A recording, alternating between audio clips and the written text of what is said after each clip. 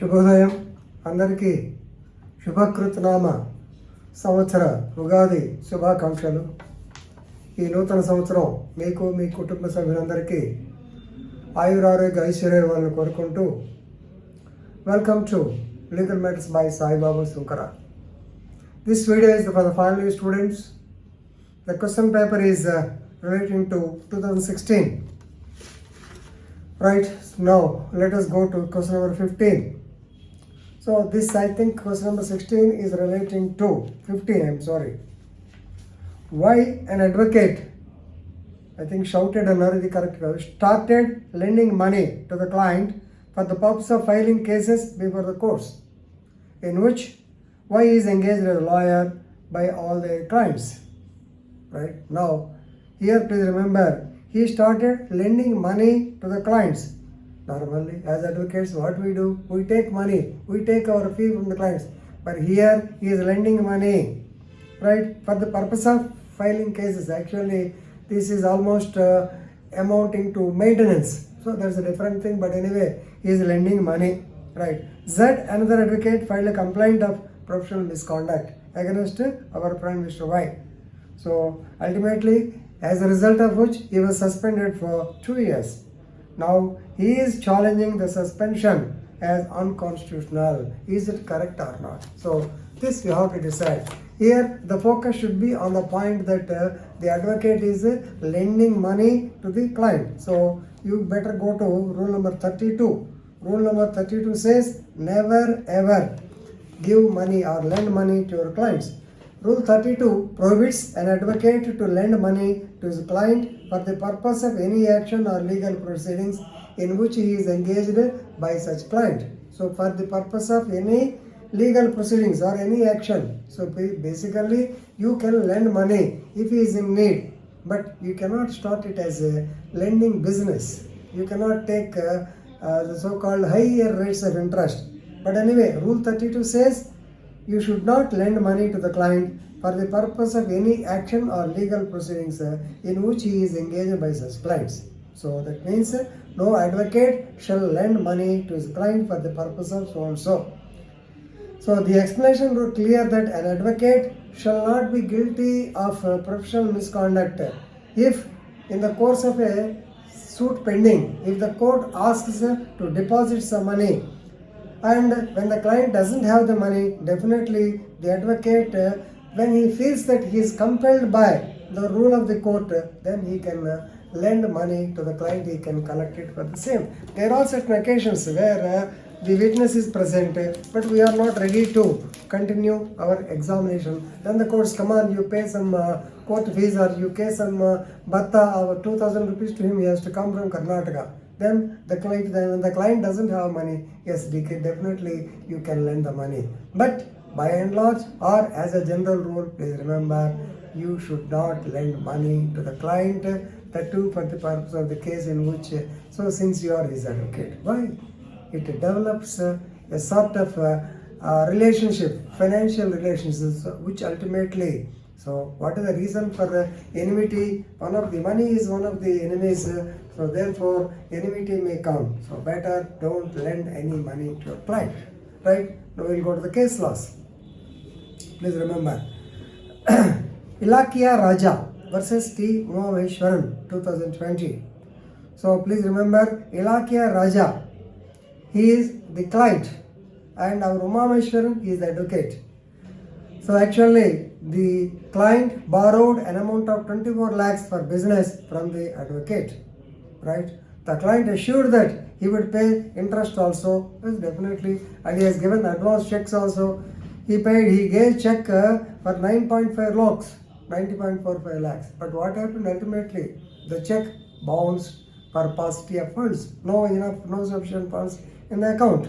So now the advocate has to file a case under section 138 of the NI Act, right? But is it a legally enforceable debt or not? When that question comes, court said no, because in the transaction you cannot lend money. As an advocate, you cannot lend money to your client. So we cannot do money lending business with a client. So the complainant or the complaint cannot be sustained. So rule 32, very good case law. The second case law, Sumita versus State of Telangana 2018. So here it's a peculiar case. So before telling this case, all of you please know that there are certain advocates who are experts in MV claims, motor vehicles claims.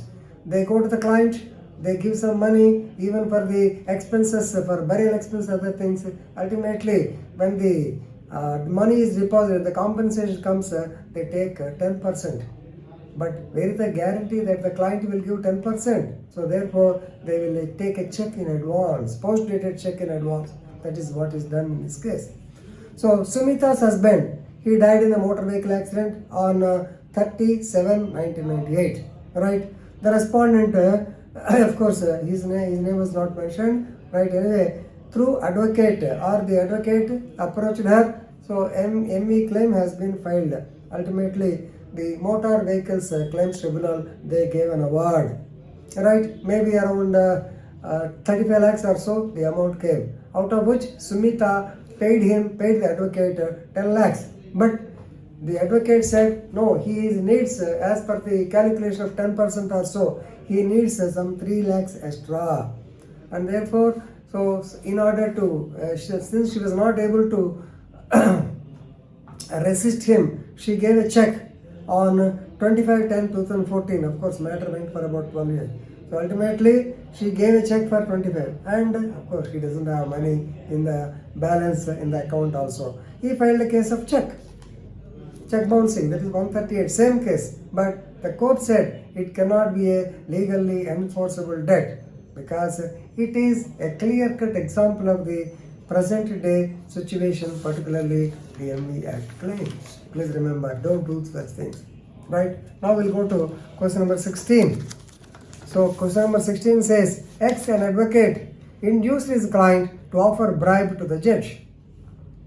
The lawyer induced the client to offer bribe to the judge. Why? For getting a decision in the favor of the client.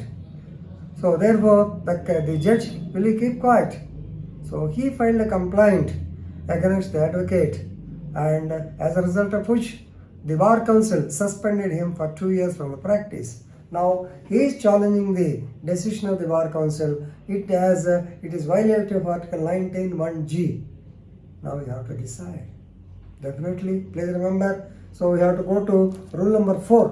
This is in rule number 4, inducing the client for bribing.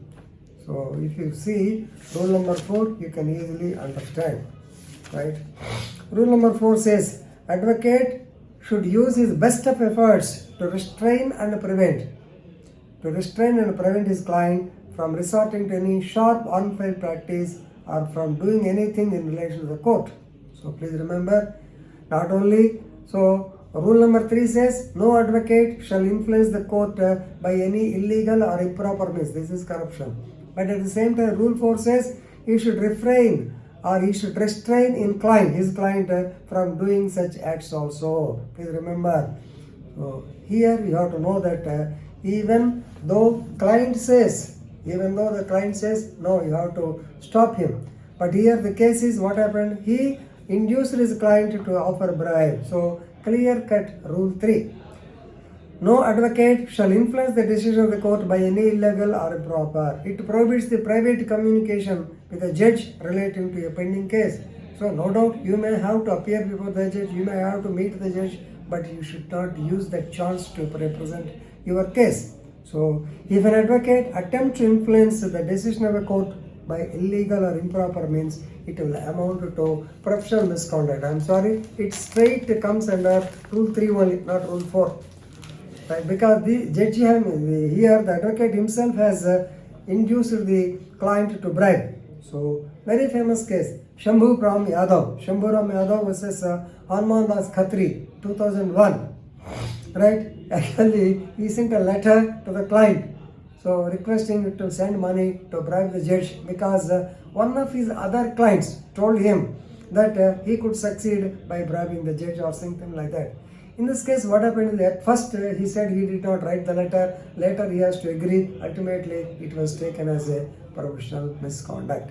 Another case, the Chandrasekhar Soni versus Bar Council of India, 1983. Of course, this is not directly to the judge, Here it is to the government doctor. I think he is a radiologist or X-ray expert. So this Chandrasekhar Soni, he told his client that he can manage the radiologist and get a certificate of grievous injury in place of simple injury. Therefore, this man asked the client to go to the doctor, gave him the money, and along with the chit he sent him. Ultimately, this was found to be professional misconduct. Of course, you are able to write these two cases. It is sufficient. So, this much, these two cases. We will continue the other two cases in the next CD. Thank you very much.